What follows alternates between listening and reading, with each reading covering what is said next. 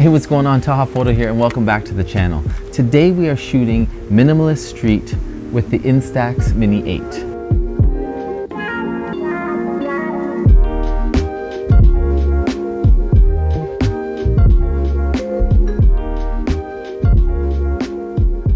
Now, I've had this camera for a few years now, and I used to pull it out just for fun, like it's kind of intended to. Instant results. It's kind of cool if you're on a shoot and you're working with the client and you take a shot and they get it right away. They love that.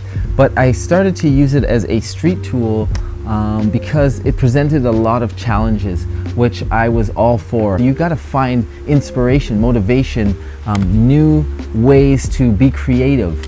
And for me, that is usually picking up something like this, an instant camera where I can see the results right away, but it also has, like I said, a lot of limitations because it's all auto. So today's shoot is not just shooting street, but it's also, I thought, black and white. I actually have the film right here. I brought the film just to show you. The INSTAX monochrome. I don't know if you've tried this. If you have, hit the comments and let me know. Right away, you are presented with challenges because, of course, now we're talking about tonal separation. We're talking about contrast, light, shadow. Are you getting the shot that tells a story in this little package, so to speak? So for me, these are a couple of the challenges that the INSTAX present, which I love. And I thought I'd add a few more challenges to the shoot. So let's shoot minimalist street photography in black and white on an instant camera. And the last one is to shoot in landscape.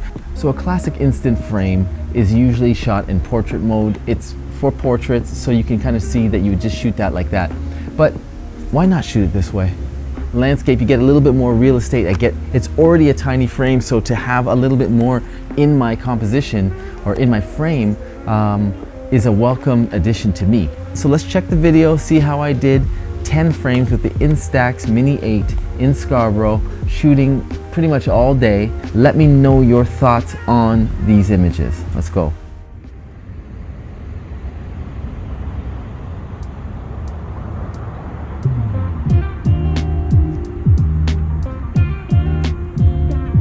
Alright, so this is frame one. This is a famous pickup court in Scarborough. I played here a few times in high school. It got pretty serious out there, and I wasn't that serious with it. I love playing pickup and I did love ball, but some serious runs would go on here. I was just here just to get some shots and relive some memories there in my mind. But the sky was great. Lots of those pillow type clouds, which I love. So I snapped off a frame. I mean, it came out pretty good. This is a INSTAX Mini, and I'm shooting it in landscape, and it's black and white. I mean, there's a lot of things that could go wrong, but I thought the overall minimalist composition was pretty awesome, and I was happy with it. I wish there was a little bit more sharpness, but what can I expect? Anyways, it set the mood, set the day off right, and I was excited to keep it moving.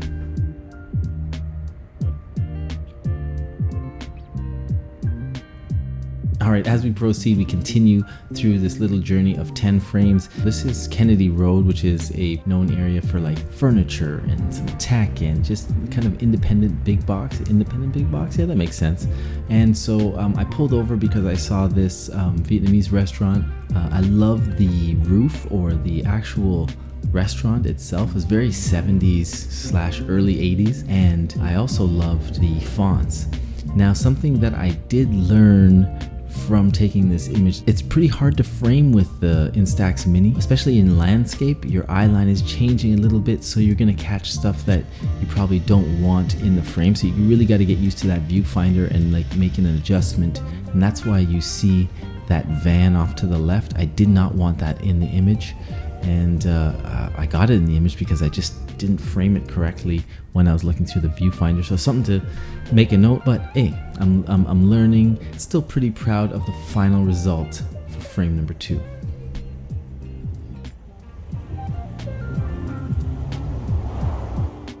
So the story behind frame number 3 is quite interesting. This camera is not made for street. It is like you set up the shot and then you shoot. So when you're shooting candid stuff, it can get pretty tricky, especially because there's default settings. That's exactly what happened here. I saw this gentleman, he was at one of those give a book, take a books, And by the time I shot it, got the frame out, got out of the car and shot it, it was overexposed because the default setting is a house, which means indoors. So they're either going to overexpose or underexpose your image by a lot. So I knew I had to shoot it again. So I shot it one more time. I waited for him to actually get closer to the street, leaving the church. He just had this cowboy hat on. What a great look. And I thought I did a pretty good job of, again, minimalism, black and white, landscape, and yeah, just it's instant. And in the end, I was pretty happy with the final frame. All right, so moving right along, frame number 5, I stayed in that same area. I thought the church was pretty interesting, especially because we're not working with color, so everything is either shadow or highlights. Again, now I got the exposure right, but I didn't give myself enough space. And sometimes with minimalism, you're trying to have the one focus, and for me, it was the roof. I just wish I had added more of the church rather than less, because the window's beautiful. It's a beautiful composition if done right, and I almost got it right. Okay, so frame 6, this was more about the potential. I love the idea of we fix computers, so I love the signs. I said, okay, you know what, I'm gonna set up shop right here. So when I finally do get the foot traffic, I'm all ready.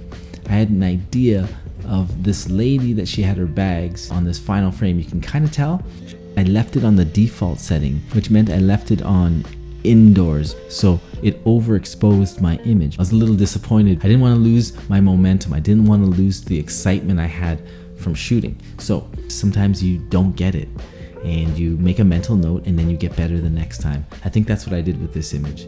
All right, frame 7, as we proceed to give you what you need.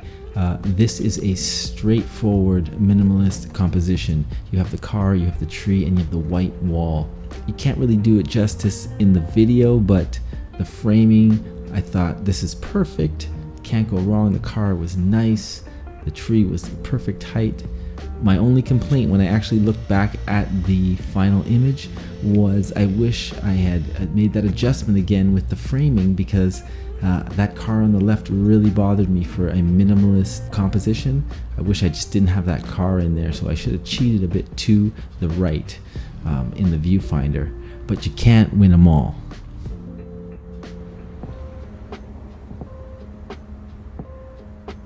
Now this was one of my favorite frames of the day. Anytime you see family, love, or unconditional love, I want to document it and tell that story. But it was tough shooting a minimalist shot with this traffic that's going to be coming through my frame. So I knew I would have to find a moment. And as this child was waiting, his mom kind of did that final look like, hey, where's my son? Like, you know, where are you? Are you safe? Are you safe? And then so she grabbed him, and it was beautiful. It was a beautiful moment. And then when I was like recording as they were leaving, I was like, man, that's a dope frame too. I could have done that one. But I was really happy with my final frame. It really helped as well that they were wearing dark colors, that contrast, the texture, the layers. Even when you're shooting on a INSTAX, you can tell beautiful stories. That image really made the whole day shooting worthwhile. Frame number 9, I was following the RT. That's just the transit out here in Scarborough, and I was hoping to get a shot just like this, you know, just the train going by, but it was not interesting enough. I didn't feel like it was telling an interesting story. Granted, I saw these pigeons on the other side of the bridge, and so I said, this is what I'm going to shoot, with the pigeons on top, kind of just overlooking the city. That right there, that frame, that should have been the frame. And you hear this a lot in today's video, that should have been the frame. That's what I should have done. But I say that because I should have made a mental note that you got to get closer. It's very obvious, but you have to remind yourself that what you're seeing, you probably should take a few more steps in to get these small details. If you want them to be bigger, you got to move in. But, you know, no losses, just lessons. You can always improve, and sometimes that just happens moments after you document it. And for my final frame, frame 10, I did stay in the same area. I love the bridge. I love the minimalist details. in this part of Scarborough, those buildings were done at a time where, yeah, they don't look as creative, but from a distance, it's pretty good for minimalism. So I just waited and I saw these birds doing their flight pattern, and where they kind of go in circles and the same areas, they're going to hit those same areas. Pretty good composition. The only problem that I found was I'm not close enough. So everything kind of looks like dots. The birds look like dots. The buildings look almost too tiny. I know that's part of minimalism. I did like the street lamp on the far right, but overall, a little bit closer would have done this frame justice.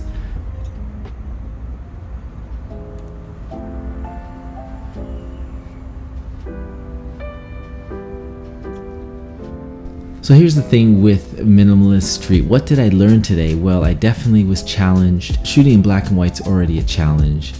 Shooting Minimalist Street is a challenge. Shooting in landscape is a challenge. Shooting INSTAX instant film is also a challenge. So overall, the whole day I was challenged. And I think that's what I'm always in search of when I'm shooting street.